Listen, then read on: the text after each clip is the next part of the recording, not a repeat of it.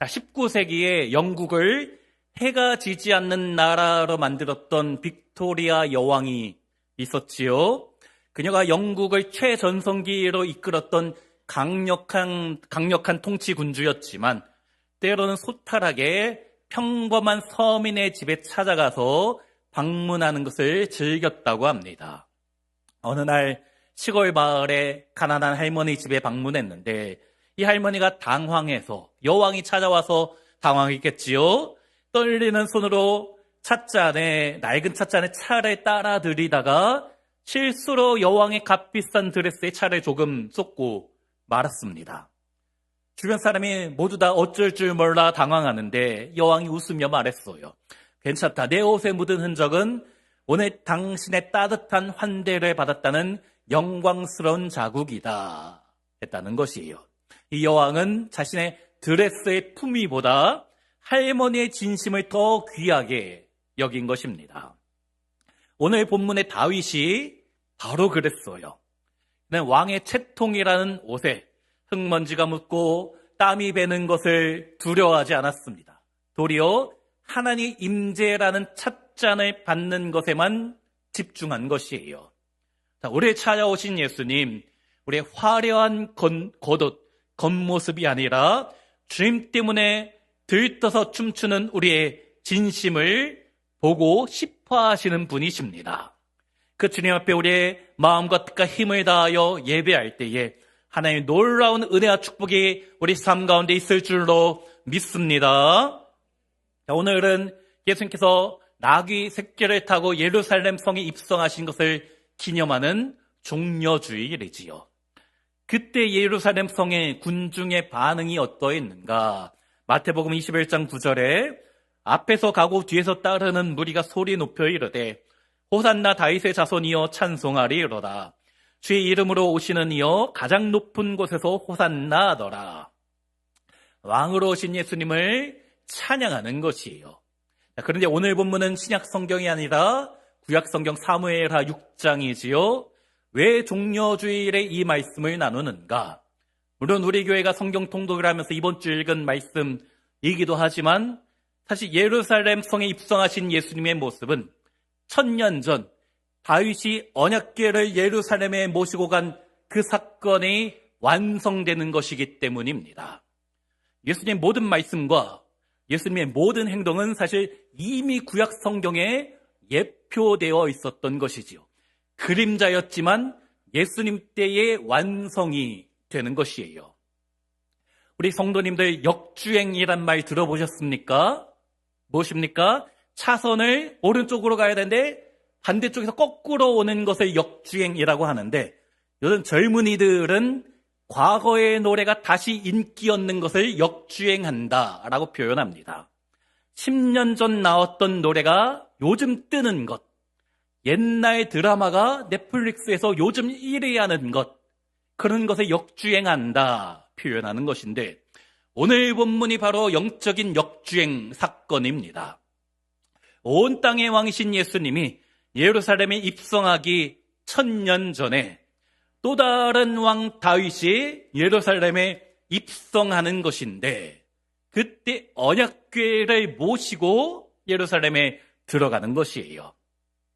자, 다윗이 이스라엘의 왕이 된 이후에 가장 먼저 한 것이 무엇인가? 하나님의 언약궤를 예루살렘 성, 자신의 성에 모시고 오는 것이었어요. 이 언약궤는 하나님의 임재의 상징이잖아요. 우리와 함께 하시는 하나님 표현하는 것입니다. 근데 이 언약궤가 사무엘상 4장에서 블레셋과 싸울 때에 빼앗겼습니다. 그리고 빼앗긴 이후에 20년 동안이나 아비나답의 집에 방치되어 있었어요. 이스라엘의 첫 번째 왕 사울은 거들떠도 보지 않았습니다. 그랬는데 오늘 1절 보니까 다윗이 3만 명을 동원하여 이 언약궤를 모셔오는데 문제가 생긴 것이지요. 3절에 그들이 하나님의 궤를 새 수레에 싣고 산에 있는 아비나답의 집에서 나오는데 아비나답의 아들 우사와 아효가 그 새 수레를 모니라. 언약궤가 있는데 새 수레에 실어서 모셨다. 얼핏 보면 새 수레에는 정성스러워 보이잖아요. 헌 수레가 아닌 깨끗이 만든 새로운 새 수레에 하나님의 언약궤를 실은 것인데 이것이 문제였습니다. 왜 그런가? 민수기 4장 15절에 분명히 기록되어 있는데 언약궤는 사람의 어깨에 메고 와야 되는 것입니다. 율법에 하나님께서 그렇게 하라고 말씀하셨기 때문이에요. 수레에 끄는 것은 사무엘상 6장에 나오는 이방인의 방법입니다. 그걸 따라한 거예요. 결국 어떻게 되었는가? 소가 이 수레를 끄는데 소가 날뛰자 언약궤가 떨어지려 한 것이지요. 그때 아비나답의 아들 우사가 손으로 붙잡았습니다. 떨어지지 않게 하려고 붙잡은 것이에요. 그랬더니 7절 여호와 하나님이 우사가 잘못함으로 말미암아 진노하사 그를 그곳에서 치시니 그가 거기 하나님의 궤 곁에서 죽으니라. 하나님께서 우사가 잘못했다라고 하시지요. 아니 우사가 이 언약궤 땅에 떨어질까 봐 걱정되어서 잡은 것인데 하나님께서는 거룩함이 깨어졌다라고 그를 치셔서 그 자리에서 즉사한 것이에요. 얼마나 억울합니까? 좋은 의도로 한 것이잖아요. 하지만 우사의 문제는 좋은 의도 또 나쁜 의도 그것이 아니라 하나님의 거룩하심에 대한 무감각 또 말씀을 무시한 편리주의였던 것이에요. 오늘 우리 성찬식을 합니다. 우리 어제와 오늘 성찬위원이 정성스럽게 잘 준비해 왔어요. 제가 보니까 몇 번 왔다 갔다 하시더라고요. 이거를 조심스럽게 들고 오셨는데 만약에 귀찮으니까 한 번에 수레 끌고 오면은 좀 그렇잖아요. 새로운 수레에다가 이걸 한꺼번에 끌고 오면은 사실 거룩한 성찬기인데 뭔가 이상하지 않습니까? 이 장면이 바로 그 장면인 것입니다. 사실 이것은 하나님의 말씀을 무시한 것입니다. 율법을 무시한 것이든지 적어도 하나님의 말씀에 대한 무지 때문이에요. 결국 다윗의 잘못입니다. 지도자가 말씀을 소홀히 할 때 공동체 전체가 악영향을 받게 되는 것이지요. 결국 갑작스런 죽음으로 이 행렬이 중단되고 언약궤는 근처에 있던 오베데돔의 집에 잠시 모셔지게 된 것입니다. 그런데 11절에 무엇이라 하는가? 우리 함께 읽습니다.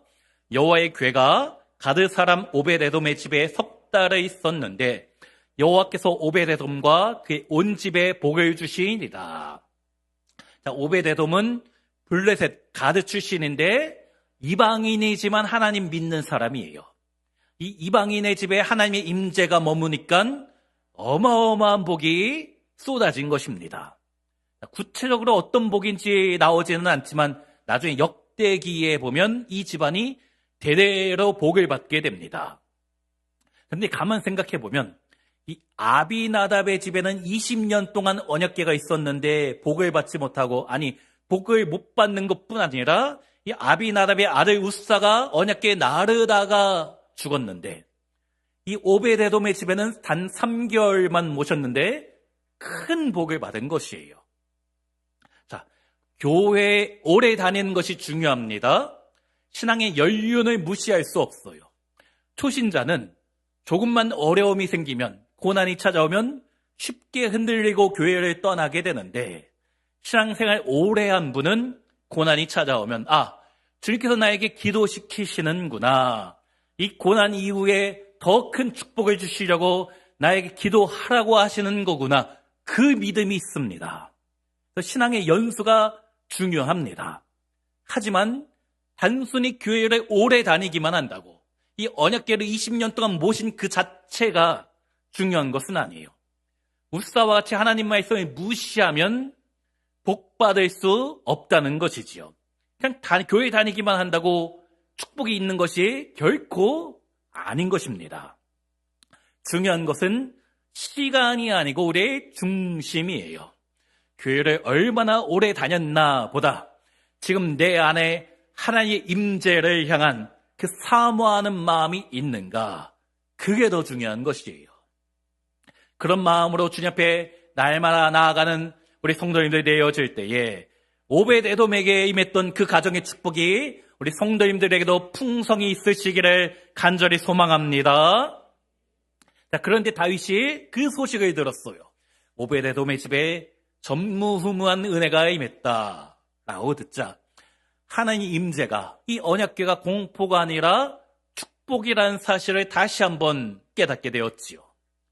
그래서 12절에 다윗이 가서 하나님의 궤를 기쁨으로 메고 오벳에돔의 집에서 다윗성으로 올라가 있어요. 앞에 9절 보면은 다윗이 언약궤를 두려워했다라고 하는데 여기 12절에서는 기쁨으로 나오는 것이에요. 그리고 이번에는 언약궤를 모셔오는데 방법이 달라졌지요. 13절 말씀 우리 함께 읽습니다. 여호와의 궤를 맨 사람들이 6걸음을 가매 다윗이 소와 살찐 송아지로 제사를 드리고, 이제는 수레가 아니라 어깨에 메고 모시고 오는 것이에요. 율법에 나온 하나님의 방법 그대로입니다. 그리고 6걸음을 걸고 옮길 때마다 멈추어서 제사 드리는 것이지요. 3보일배도 아니고 왜 6보일배인가? 이것은 안식일과 연결됩니다. 하나님이 6일 동안 창조하시고 7째 날 안식하신 것, 이 안식은 결국 하나님과 나와의 교제이고 예배를 상징하는 것이에요. 궁극적으로는 예수 그리스도의 십자가에 피 흘려 죽으심과 연결이 되는 것입니다. 예루살렘까지 거리를 생각하면 수백 번, 수천 번의 제사가 드려졌어요. 6걸음마다 멈춰서 소와 송아지를 잡아 죽여 제사 드렸기 때문에 수천 마리의 소가 동원이 되었지요. 온 도시에 피가 범벅이 되었을 것입니다. 하지만 이 행렬은 결코 서두르지 않아요. 하나님의 임재 앞에 속도보다 주님 앞에 온 마음과 정성을 드리는 것입니다. 우리나라는 빨리빨리의 문화잖아요. 저는 지금까지 저보다 밥 빨리 드시는 분을 본 적이 없어요. 누구나 나 밥 빨리 먹는다 하는 이야기는 들었지만 저랑 같이 먹어보면 제가 더 빨리 먹어요. 제가 언제부터 밥을 빨리 먹었는가? 고등학교 때입니다. 요즘은 학교에서 급식이 나오잖아요. 저 때는 도시락을 싸갔거든요. 근데 저희 어머니는 항상 도시락을 남들 2배를 싸주셨는데 저는 도시락을 4교시 끝나고 점심시간에 먹지 않습니다. 3교시 끝나고 쉬는 시간에 먹었어요. 왜 그런가? 점심시간에는 점심시간 되자마자 밖에 나가 농구하러 나갔기 때문에 남들 쉬는 시간 10분 동안 남들 2배의 도시락을 먹었어요. 그때부터 밥을 빨리 먹게 된 것 같아요. 예, 빠른 게 좋은 게 많이 있습니다. 하지만 하나님의 임재 앞에서는 주님보다 앞서면 안 되는 것이잖아요. 빠르면 안 됩니다. 6걸음마다 멈추었던 다윗, 주님을 경배했던 그 다윗처럼 때로는 우리 바쁜 일상 가운데 잠시 멈추어 주님 앞에 나아가야 되는 것이에요. 우리 성도님들이 보면 일상이 너무 바쁘셔요. 바쁘다 보니까 주님을 생각할 틈이 없습니다. 주일 빼고는 평일에는 하나님에 대해서 잠시 멈추어 주님을 생각해야 되는데 일상이 너무 바쁜 것이에요. 우리 성도님들 잠시 멈추어 안식하며 하나님과 교제하는 우리 일상이 되시기를 간절히 부탁드립니다. 자, 그런데 14절에 무엇이라 하는가? 우리 14절 같이요.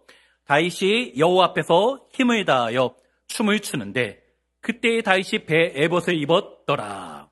다윗이 입은 옷이 배 에봇이다. 왕의 옷이 아닙니다. 정식 제사장의 옷은 아니지만 제사 드릴 때 입는 소박한 세마포 옷이에요. 고대 근동에 왕이란 존재는 신의 대리자로서 위엄과 권력의 상징인 왕복을 결코 벗지 않았습니다. 하지만 지금 다윗이 자신의 옷을 벗고 제사 드릴 때 입는 소박한 옷을 입고 춤을 추는 것이에요. 주님 앞에 철저히 낮아진 것이지요. 얼마나 격렬하게 춤을 췄던지 찬양하며 뛰었던지 바지가 내려가는 것도 모를 정도입니다. 사실 처음 언약궤를 모셨을 때 다윗에게 두 가지의 마음이 있었어요. 하나님의 예배하려는 마음도 물론 있었지만 동시에 인간적인 마음, 자신의 왕권을 강화하려는 마음이 있었습니다. 온 이스라엘의 왕이 된 지 얼마 되지 않은 시점에 이 언약궤를 자신의 왕궁에 모시고 오면 민심을 얻기 유리했기 때문이지요. 또 자신의 정통성을 내세우는 것입니다. 언약궤는 사무엘 선지자를 상징하는데 사무엘이 나에게 직접 기름 부어 왕으로 삼았다. 사실 정통성을 내세우는 것이에요. 또 3만 명을 동원하였고 또 수많은 악기로 화려한 행진을 하며 자신을 뽐내다가 웃사가 죽는 사건을 맞이한 것이지요. 그리고 3개월 후에 다시 하나님 말씀을 다시 들여다보고 주님 앞에 철저히 엎드렸습니다. 그리고 이제 왕복을 벗고 세마포 옷을 입고 주님 앞에 나온 것이에요. 이 장면을 보면서 저는 우리 예수님이 생각나더라고요. 빌립보서 2장 6절부터 8절 같이 한번 읽어볼까요? 그는 근본 하나님의 본체시나 하나님과 동등됨을 취할 것으로 여기지 아니하시고 오히려 자기를 비워 종의 형체를 가지사 사람들과 같이 되셨고 사람의 모양으로 나타나사 자기를 낮추시고 죽기까지 복종하셨으니 곧 십자가에 죽으심이라. 예수님이 나귀를 타고 예루살렘에 오신 것, 아니 그 이전에 인간의 몸을 입고 하늘 영광을 버리고 이 땅에 오신 그 자체가 다시 왕복을 벗고 철저히 낮아져 춤을 추는 것과 같은 것이잖아요. 내가 왕이 아니고 여호와가 왕이시다. 내가 주인공이 아니고 하나님의 임재 이 언약궤가 주인공이시다. 다시 자신의 온몸으로 그것을 고백하는 것이에요. 그랬더니 16절에 보니까 다윗의 아내 사울의 딸 미갈이 그를 업신여겼다 라고 말하고 있습니다. 업신여겼다. 이 업신여기다 히브리어 단어는 경멸하다라는 뜻이에요. 또 20절에는 다윗에게 천박하다라고 표현합니다. 우리 남자 성도님들 아내 잘 만나는 것이 축복입니다. 잘못 만나면 밥도 못 얻어먹고 무시당할 수 있어요. 천박하다 그런 소리 들을 수도 있습니다. 특별히 부부가 같이 신앙생활하는 것이 정말 큰 축복입니다. 그런데 제가 그동안 목회하면서 보니까 아내가 남편 전도하기는 그나마 쉬워요. 남편이 아내 전도하기는 정말 어렵습니다. 아내만 믿고 남편이 안 믿으면 이 남편이 언젠가 이 아내 따라 교회에 오게 되는 그런 가능성이 많습니다. 특히 나이 들수록 남편은 힘이 빠져요. 아내 말을 듣게 됩니다. 하지만 남편만 믿고 아내가 안 믿으면 쉽지 않아요. 아내는 나이 들수록 점점 남성 호르몬이 증가해서 무서워지는 거예요. 지금 혹시 우리 남편들만 교회에 다니고 예수 믿는 성도님들 기도 많이 하셔야 됩니다. 지금 기도하셔야 돼요. 점점 더 어려워질 수 있어요. 제가 본 통계적으로 그렇습니다. 기도하고 있으면 언제가 오겠지. 맞지만 안 믿는 남편은 상대적으로 쉽지만 안 믿는 아내는 상당히 어렵습니다. 기도 정말 많이 하셔야 돼요. 함께 기도해야 됩니다. 우리 빛가성교회 모든 성도의 가정이 예수 믿고 하늘의 은혜와 땅의 기름진 축복을 모두 누리시기를 간절히 소망합니다. 그런데 미갈의 반응은 다윗과 달랐어요. 미갈의 믿음과 다윗의 믿음은 다른 것이에요. 그녀는 지금 예배 현장에 없습니다. 그냥 성 위에서 창문으로 구경하고 있는 것이잖아요. 예배를 구경하는 자에게는 예배의 기쁨이 보이지 않습니다. 예배자의 흉만 보이는 것이에요. 예배의 감격을 이해하지 못하는 것입니다. 우리 사랑하는 성도님들, 예배의 구경꾼이 되지 마시기 바랍니다. 은혜 현장 한복판에 뛰어들시기를 간절히 부탁드립니다. 미갈이 다윗을 보면서 저 춤이 뭐냐, 왕 같지 않다, 채통없게 볼품없게 천박스럽다, 그런 표현 무시하는 것이에요. 자, 예수님께서 종려주일에 예루살렘 성에 입성하실 때도 두 종류의 사람이 있었습니다. 함께 호산나 외치며 자신의 옷을 벗고 종려나무 가지를 흔드는 사람이 있었는가 하면 바리새인처럼 당신의 제자들 좀 진정시키라고 책망하라고 비판한 사람이 있었어요. 그때 예수님이 무엇이라 하셨는가? 누가복음 19장 40절에 대답하여 이르시되 내가 너희에게 말하노니 만일 이 사람들이 침묵하면 돌들이 소리 지르리라 하시니라. 주님 앞에서 예배는 막을 수 없다는 것이에요. 다윗처럼 하나님 앞에서 온 마음과 정성을 다하여 드리는 예배자가 되어야 될 줄로 믿습니다. 하지만 미갈에게는 체면과 자신의 채통이 중요한 것이에요. 다윗은 그렇지 않았습니다. 그래서 무엇이라 하는가? 우리 21절 말씀, 21절 함께 읽습니다. 다윗이 미갈에게 이르되 이는 여호와 앞에서 한 것이니라. 그가 내 아버지와 그의 온 집을 버리시고 나를 택하사 나를 여호와의 백성 이스라엘의 주권자로 삼으셨으니 내가 여호와 앞에서 뛰놀리라. 여기 여호와 앞에서가 반복되고 있습니다. 이 말은 16절에서 나온 의도적인 반복이에요. 난 지금 당신에게 잘 보이려 하는 것이 아니다. 백성들에게 잘 보이라는 것도 아니다. 오직 여호와 앞에서 춤춘 것이다. 처음 예루살렘 성에 모시고 왔을 때는 사람들에게 잘 보이려 했습니다. 왕복을 입고 수만 명을 동원하고 수많은 찬양대까지 동원했잖아요. 하지만 지금 나는 여호와 앞에서 춤추는 것이다. 왕이 돼가지고 채통없게 그게 무슨 꼴이냐? 내가 왕이 아니고 주님이 왕이시다. 난 그분 앞에 부족한 죄인이고 종일 뿐이다 고백하는 것이에요. 그리고 14절에 다윗이 여호와 앞에서 힘을 다하여 춤을 추는데, 여기 힘을 다하여 with all his might, 전력을 다하여 오늘 주님 앞에 예배드리고 완전히 방전되어도 상관이 없다라는 것이에요. 우리 성도님들 주 앞에 오늘 전력을 다하여 찬양할 수 있으십니까? 다윗처럼 춤추고 그러지는 못하시겠지요. 허리와 무릎이 옛날 같지는 않잖아요. 그런데 다윗처럼 꼭 해야 되는 건 아니에요. 왜 그런가? 다윗이 오늘 본문의 나이가 30대 초반이니까 그랬던 거지. 아무나 지금 우리가 그러면 무릎이 문제가 생길 수 있습니다.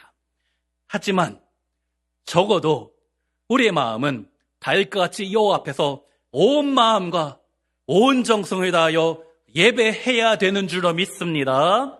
그리고 우리가 전심으로 주님을 찬양하며 높여드릴 때에 주님도 우리 보시면서 기뻐 춤추실 줄로 믿습니다. 자, 사랑하는 성도님들, 오늘 다윗이 맞이했던 그 언약궤의 실체가 예수 그리스도입니다. 다윗은 이 언약궤 앞에서 춤을 추었지만, 기쁨으로 춤추었지만, 사실 예수님은 우리 구원하기 위하여 고난의 길을 걸으셨잖아요. 십자가에서 죽으시기 위하여 예루살렘 성에 입성하시는 것입니다. 종려주일에 예수님께서 예루살렘에 들어가실 때에 성 안에 있는 권력자들, 저자가 누구냐 비웃었어요. 하지만 어린아이와 가난한 자들은 다윗이 왕복을 벗었듯이 자신의 옷을 벗어 길에 레드카펫으로 펼쳐놓는 것이지요. 종려나무 가지를 흔들며 호산나 외치며 춤추며 주님을 찬양한 것입니다. 이번 한 주간 고난주간이지요. 우리 주님은 우리 위에 하늘의 왕복을 벗고 가장 낮은 곳으로 임하셨습니다. 이제 우리 차례입니다. 다윗이 왕복을 벗었듯이 우리 안에 있는 교만의 옷, 체면의 옷, 위선의 옷, 모든 죄의 옷을 벗어야 됩니다. 그리고 내 삶의 중심에 주님을 진정으로 모셔야 될 줄로 믿습니다. 특별히 미갈처럼 멀리서 구경만 하는 그런 구경하는 신앙이 아니라 다윗처럼 주님 앞에 기뻐 뛰며 호산나 외치는 참된 예배자가 되시기를 간절히 축원합니다. 그리할 때에 오벳 에돔의 집에 임했던 그 놀라운 축복이, 다윗이 누렸던 그 감사와 감격이 우리 사랑하는 성도님들의 삶 가운데도 파도처럼 밀려오게 될 줄로 믿습니다. 이 한 주간도 그 주님의 십자가의 사랑, 그 은혜에 감사하며 주님 앞에 전심을 다하여 나아가시는 모든 성도님들이 되시기를 주의 이름으로 축원합니다.